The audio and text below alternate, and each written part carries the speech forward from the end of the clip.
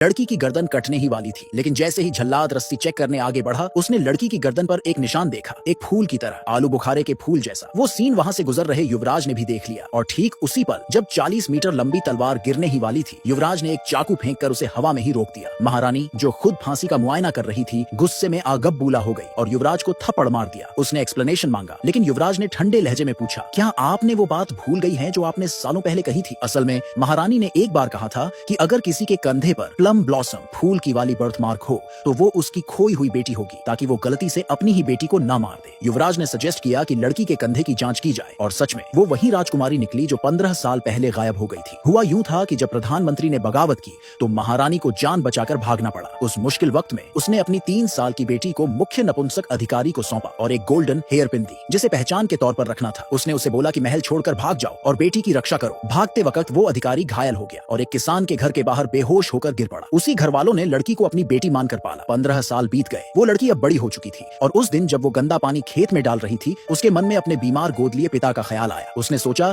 कि कोई कीमती चीज गिरवी रखकर दवा खरीद लाए, लेकिन जैसे ही वो शहर की एक पॉन शॉप पहुंची, वहां के गार्ड ने उसकी गंदी कपड़ों की वजह से उसे अंदर नहीं जाने दिया। उसने उसे धक्का देकर जमीन पर गिरा दिया और उसका सारा पानी बह गया, जिससे वहां के लोग घृणा से देखने लगे। तभी दुकान से एक औरत बाहर आई और लड़की की खूबसूरती देखकर जलन में भर गई। उसने उस पर इल्जाम लगाया कि उसने उसका बिजनेस बर्बाद कर दिया है और धमकी दी कि उसकी टांगें तोड़ देगी। लड़की ने हाथ जोड़कर विनती की, बोली कि उसे सिर्फ एक चीज बेचकर दवाइयों के लिए पैसे चाहिए। उसने अपनी जेब से वो गोल्डन हेयर पिन निकाली। उसे देखकर उस औरत ने तुरंत पहचान लिया कि वो खालिस सोने की है। उसकी आंखों में लालच आ गया। उसने लड़की को सिर्फ एक सिक्का दिया और बोली कि इस कीमत में ही हेयर पिन खरीदी जा रही है, फिर हंसती हुई चली गई। लड़की के पास कोई ऑप्शन नहीं बचा था। उसने चुपचाप सिक्का उठाया और जमीन पर बैठ गई, बेबस महसूस करते हुए। उसे नहीं पता था कि वो असल में महारानी की सगी बेटी है। जब बगावत खत्म हुई, तब से महारानी अपनी बेटी को ढूंढ रही थी। बहुत सालों तक खोजती रही। फिर एक दिन युवराज को खबर मिली कि उसकी खोई हुई बहन न्यूयॉर्क के इलाके में है। महारानी इतनी एक्साइटेड हो गई कि तुरंत अपना काफिला लेकर वहां चली गई और ऐलान कर दिया कि जिसके पास वो गोल्डन हेयर पिन होगी वही राजकुमारी मानी जाएगी। लेकिन लालची औरत दरवाजे के पीछे सब सुन रही थी। जब उसे सच पता चला तो वो भागती हुई हेयर पिन लेकर आई, महारानी के सामने घुटनों पर गिरी और चिल्लाई, माँ! महारानी ने जैसे ही हेयर पिन देखी,